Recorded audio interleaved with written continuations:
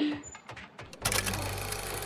guys, good morning. Welcome back to my YouTube channel. আশা করছি তোমরা সবাই ভালো এবং সুস্থ আছো, আর আমিও ভালো আছি।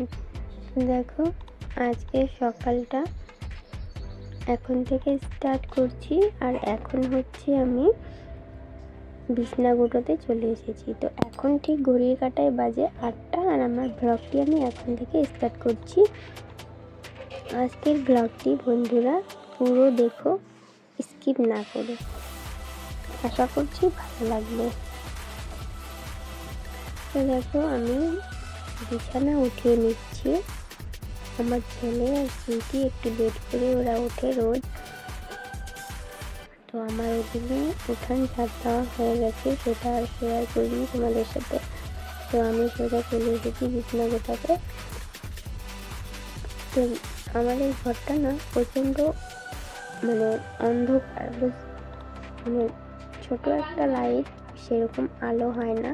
আর ঘরের জানালা বন্ধ থাকলে তো আরোই আলো হবে না। তো আমাদের যে আলনাটা দেখতে পাচ্ছ, ওই আলনার কাছে একটা জানালা আছে, ওই জানালাটা বন্ধ করে রাখা হয়েছে আলনা রাখার জন্য। ঘরে ছোট্ট জায়গা, সেরকম খুব একটা জায়গা নেই, যার জন্য জানালাটা আমাকে বন্ধ করতে হয়েছে। আর ওই দিকের জানালাটা খুললে সেরকম ঘরে আলো আসে না। তো দেখো বন্ধুরা, তোমাদের সাথে কিন্তু গল্প করতে করতে আমার বিছানা গুটানো কমপ্লিট হয়ে গেল। আর এদিকে আমি বিছানাটা এবারে ভালো করে ঝেড়ে নিচ্ছি। আর গরমটা এত পড়েছে না, কিছুই ভালো লাগছে না। 1 মিনিটও যদি ঘরে লাইট চালিয়ে রাখছি তো গরমে ঘেমে যাচ্ছি। আর প্রচণ্ড পরিমাণে ঘামি আমি এই গরমে।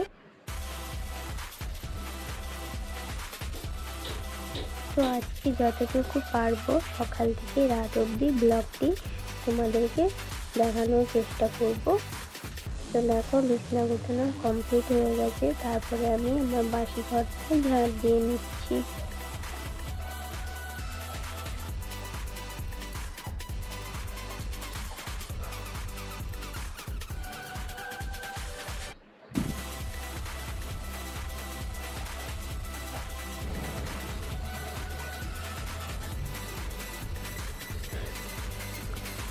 ঘর ঝাড় দেওয়া কমপ্লিট হয়ে গেছে। আর এদিকে সকালকার রান্না করতে চলে এসেছি। সকালে আমরা খুব একটা রান্না করিও না, এবং সকালে খাওয়াও হয় না আমাদের, সেই একবারই দুপুরে রান্না করা হয়। তো আজকে ভাবলাম যে একটু রান্না করি, আলু সিদ্ধ ভাত বসাতে।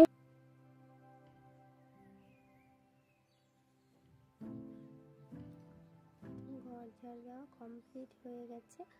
আর এদিকে সকালকার রান্না করতে চলে এসেছি। সকালে আমরা খুব একটা রান্না করিও না, এবং সকালে খাওয়াও হয় না আমাদের, সেই একবারই দুপুরে রান্না করা হয়। তো আজকে ভাবলাম যে একটু রান্না করি, আলু সিদ্ধ ভাত বসাতে চলে এসেছি এখানটায়। তো ভাতটা দুপুরের জন্য একবারেই নিয়ে নিই আমি সকালে রান্না করলে, আর দুপুরে তরকারিটা রান্না করে নিই।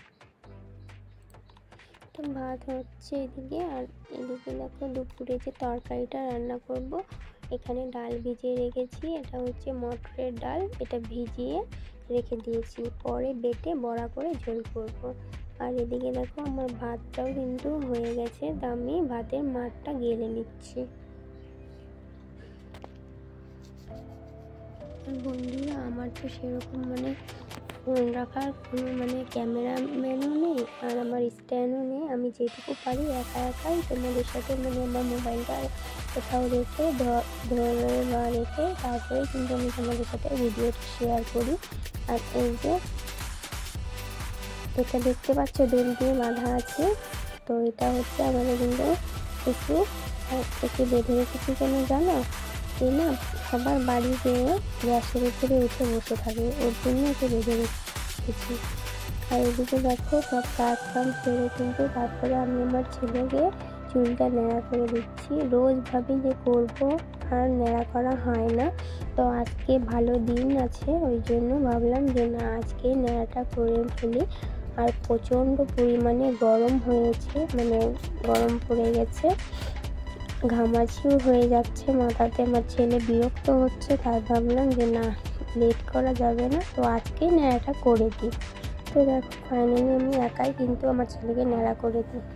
তো এদিকে দেখো দুপুরে রান্না করতে চলে এসেছি। ওই যে বললাম না ডালটা ভিজিয়ে রেখেছি, ভিজিয়ে বেটে বড়া করব, তারপরে ঝোল করব। তো দেখো আমার কিন্তু ডাল বাটাও হয়ে গেছে, বড়া করা হয়ে গেল, তারপরে আমি আলু ছেড়ে দিচ্ছি। এখানে তরকারিটা হয়ে গেছে আর এদিকে ঝোলের মধ্যে বড়াগুলো দিয়ে দিলাম। তো এগুলো না ফুলে পুরো টপা টপা হয়ে যায় জানো তো, ঝোলের মধ্যে দিলে ভালোও লাগে কিন্তু বেশ খেতে। তো দেখো আমাদের তরকারি হয়ে গেছে আর আমরা কিন্তু নিয়ে বসে পড়েছি খেতে। আমি আমার ছেলে সুইটি একটু পরে খাবে।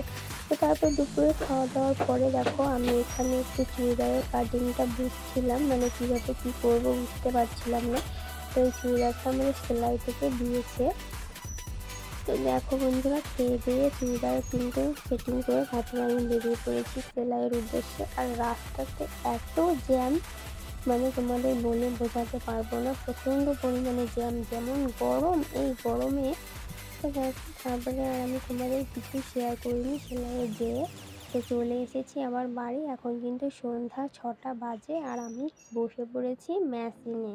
চুড়িদারটা পুরো কমপ্লিট করতে হবে, কারণ কালকে আমাদের লাস্ট সেলাই আর কালকে এই চুড়িদারটা দেখবে বলেছে।